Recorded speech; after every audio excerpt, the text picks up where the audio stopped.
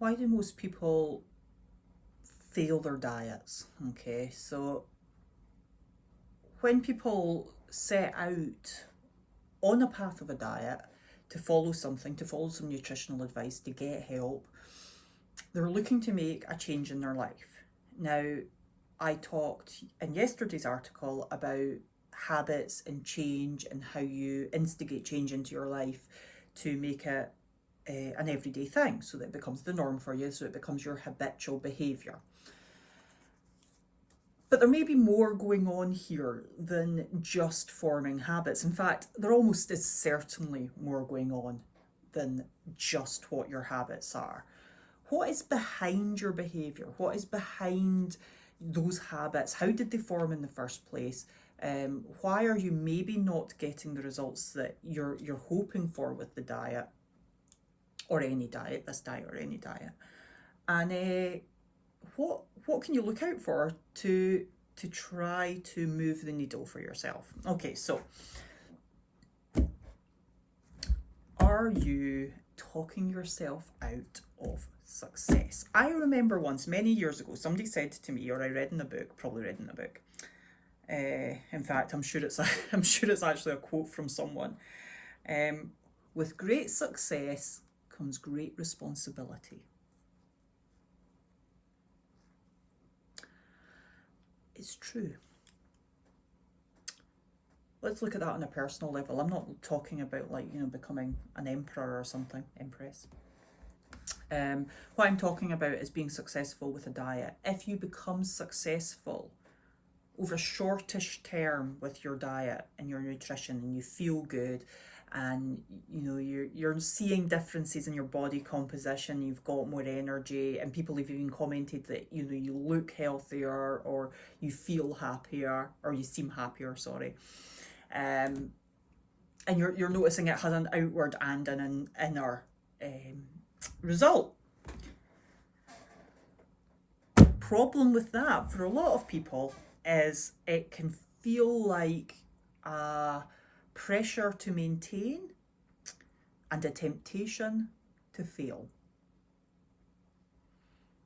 Because with great success comes the responsibility of maintaining that success. Not to anybody else, just to yourself. And unfortunately, we are probably least reliable to ourselves. So it's worth spending a little bit of time thinking about where you set up self-sabotage in your diet. So if you look at the text, which will be up there, I think. Yes, the text will be up there. If you read through that, I put down a little list of the things that I've heard people say. And they involve, some of them are my absolute favourites. Absolute favourites. Okay. So I know that people think things to themselves like they're not good enough. Now, they're not saying that to me or their friends or their family. They're not saying I'm not good enough to have a better body composition, to be healthier. It's like right deep inside where they think that health is for these other people, these more successful people, these people who somehow have, got it right, but it's not for them. That's a whole other conversation. That's about owning your position on this planet, knowing that you're valuable, knowing that you're important, knowing that nobody else is more important than you, and taking up space in this life. That's another conversation. But pay attention, because it affects how you make your choices. Fitness, friends, relationships, food. The other one, I've talked about this before, the future you, thinking that there will be some golden moment in the future where future you is going to take care of you. Yeah, see, that future you does not exist. I talked about this at length in another video. And that, they're not real. Future you is literally a result of present day you. It's not this some sort of mythical beast that somehow just gets their act together and does the things to be the person. That future you is literally you right now. The only way that you can have a future you that lives in a golden age is that if present day you does something about it. So stop passing the buck off onto future you, thinking that they are going to be something that you are not. How is that even possible? Say it out loud. Think about it. I know. This is tough. So there's not this, like, off the back of that, there's not this better place that you're going to be in the future. The way that you get into a better place in the future is by present day you taking action to put yourself in a better place in the future. Nobody is coming to rescue you. Rescue yourself. That's where the real self-empowerment and self-esteem comes from. Rescue yourself. Never look to somebody else to do it for you.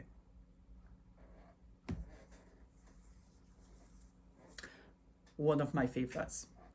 I'll just eat this to get it out of the house. So I'll commonly tell people, after Christmas, throw out all the trash.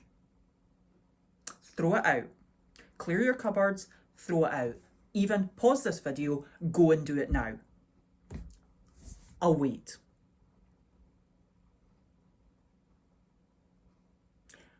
Video is not stopped. I'm waiting. Go and do it now. Don't eat it to get it out of the house. You shouldn't have bought it in the first place. Tough love, Anne. Tough love. Yeah, there's another one that people do. Like they'll that responsibility to the commitment, the long-term commitment, that feeling of like being trapped in a cycle of having to be responsible and take care of yourself, and the pressure that you might not even realize is there, which again I'll talk about that in a second. And you'll self-sabotage by having a takeaway, drinking full-fat juice, buying sweeties, whatever it is, buying a Greggs, I don't know, going to McDonald's, like whatever it is that pushes you off the good cycle that you've been on. And the answer to that is really stop thinking about it as pressure and responsibility. Think about it as being kind to yourself. Like, have a different mental approach to your diet. Like, it's not about forcing something. It's about working hard at it constantly. And I think this is something else. People don't realise that eating well, it takes effort. You know, it takes work. It's like, it actually takes work. Now, I would love to say it's effortless. It becomes effortless or more effortless. Like, it becomes easier to eat large quantities of fruits and vegetables in a day without having to think about it, because it's just what you do. Instead of buying pasta, you buy potatoes and sweet potatoes, or more vegetables, or whatever it is. Instead of buying processed meats, you buy actual chicken or fish, you know. So it becomes easier because you've, like yesterday's article, you start to put the habits in place so that they become the norm. You're not a child. You're not a child, okay, who doesn't really want to do it because it's hard. You're not a child. Like, treat yourself well, treat yourself with the respect that you deserve, and spend a bit of time analysing yourself and where you fall down and where you don't serve yourself properly with your decisions. So that's something I like to say this to people. Ask yourself the question constantly: how does this serve me? How does this decision, how does this choice, how does this moment in time, how does this serve me? Does it serve me well, or does it serve me poorly? That's going to come up. Honestly, it covers everything, and it will make you much happier with yourself if, when you ask yourself that question, the answer is, this serves me in a positive way. So when you choose to have that takeaway, ask yourself, how does this serve me? Does it serve you in the moment, where it takes any sense of responsibility, of adultness away from you, and you feel self-indulgent, and it feels like getting that ramming that birthday cake into your face, and it's like, it's really exciting. Yeah. How does it serve you though? Like, is it as good as, like, what you kind of fantasized it being? I can't answer that question for you. You've got to look at yourself and ask yourself the questions like, why do I want to do this? Why do I want to make this choice? And what is the end result of this choice? Moving on from that. Another one of my particular favourites that I hear from people. I definitely needed the carbs. Yeah, no, I can pretty much guarantee you did not. There is a possibility that if you are eating a very clean diet made up of plants and protein, that you are getting a bit low on the carbs for the high output activity that you're doing. And when I say high output activity, I mean your Fitbit's telling you that you're burning 2,200 plus calories in a day. Maybe urging more towards 2,500. I'm going to say that it is incredibly unlikely that you are lacking carbs. I'm even going to go as far as to say that if you are recording, which you should be, if you are recording everything that you've been eating, that you are probably, actually I'll put it this way, if you've not been recording everything you've been eating and now you record it, you might very well find that you are 60 or 70% carbohydrate, because that is where people end up when they're not paying attention to their diet. It's definitely not going to be the case for all of you, as I know some of you are doing very, very well. Stick on it. But if you find yourself uttering the words, I had that, whatever, because I was definitely needing carbs, I'm going to say that you probably weren't. And here's what you were probably feeling. You were probably feeling a little bit of a roller coaster, because your diet's been a little bit of a roller coaster. And your body is going to respond in that way. So if you feel very low in energy, it's probably, here's the thing, because you've been eating too many carbs.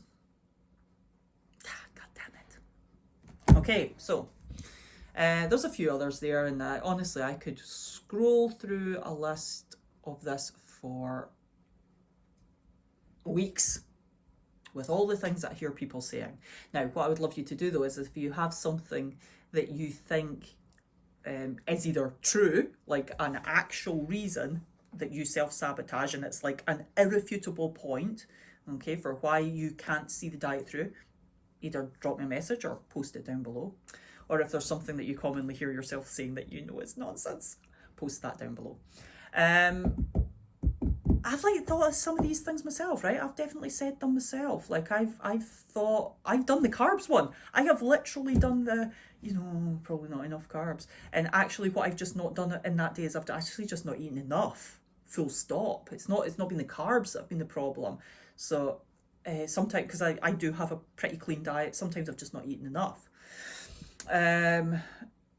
So pay close attention to that little inner voice. It's looking for life to be comfortable. It wants life to be a cruise. It wants to sleep in front of the fire. It wants to preserve energy. It's that evolutionary thing in us where we'd put a lot of effort into our hunting and gathering, and then we'd sleep by the fire. Unfortunately, we don't do the hunting and gathering anymore, so we're just left with the sleeping by the fire instinct. So pay close attention. It's looking for an easy life. It's looking to be comfortable. It's looking for high calorie, low effort foods. And honestly, it's even looking for pleasure. That little voice is looking to be self-indulgent and decadent. It is looking for pleasure. And, it doesn't yet maybe know that pleasure can come from feeling good about your choices, being healthy, having lots of energy. And the last thing is, that little voice, maybe because of some things in your life that you've not addressed yet, some things about self-worth, self-esteem, which I'll talk about that to more extent in another video. Maybe that little voice actually wants you to fail.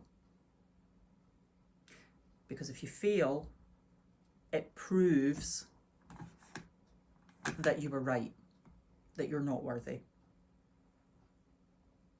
Pay attention to that, because I can tell you right now, you deserve to take up space, you deserve to be seen, and you deserve to be heard.